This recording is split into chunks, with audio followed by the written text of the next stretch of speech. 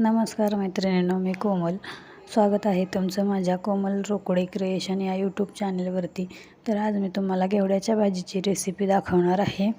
तर मी घेवडा नीट करून स्वच्छ धुवून घेतला आहे. फोडणीचं साहित्य काढून घेतलेलं आहे. मोहरी, जिरी, लसूण पेस्ट काढून घेतलेली आहे. तेल तापायला ठेवलेलं आहे गॅसवरती. काळं तिखट आणि कांदा लसूण मसाला काढून घेतलेला आहे. लागेल तेवढा, भाजीला जेवढा लागेल तेवढा बाजूला काढून घेतलेला आहे मी सगळं. तर आता तेल तापलेलं आहे. त्यामध्ये अगोदर मोहरी टाकली.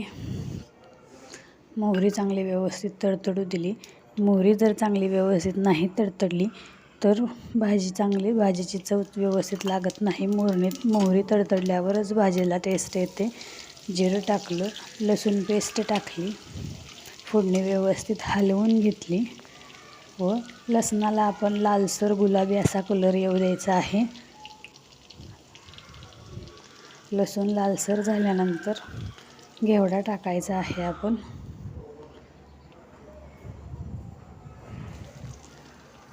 घेवडा टाकू.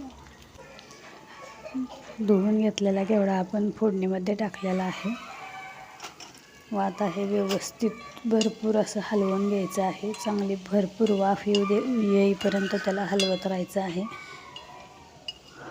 अशी भरपूर अशी वाफ आल्यानंतर चवीनुसार मीठ टाकायचं आहे.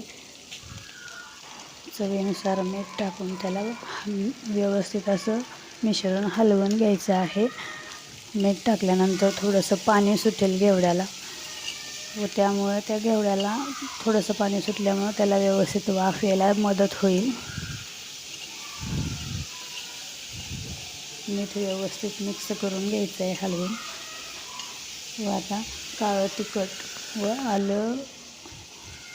तिखट व कांदा लसूण मसाला टाकून घ्यायचा आहे व हे मिश्रण काळं तिखट व कांदा लसूण मसाला टाकलेला सुद्धा व्यवस्थित असा मिक्स करून घ्यायचं आहे.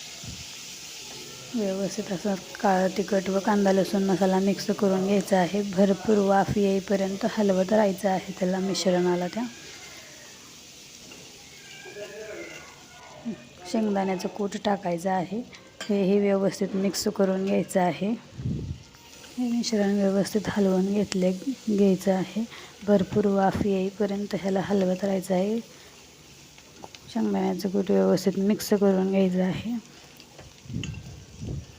व हलवून झाल्यावरती 5 ते 7 मिनिट त्याच्यावरती मंद आचेवरती त्याच्यावरती ताट झाकून वाफ येऊ द्यायची आहे व्यवस्थित अशी भरपूर अशी.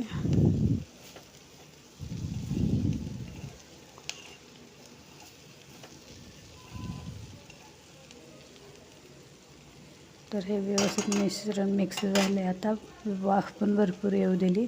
आता गॅस बारीक करून त्याच्यावरती ताट झाकून भरपूर अशी आपण वाफ येऊ देऊ त्याला.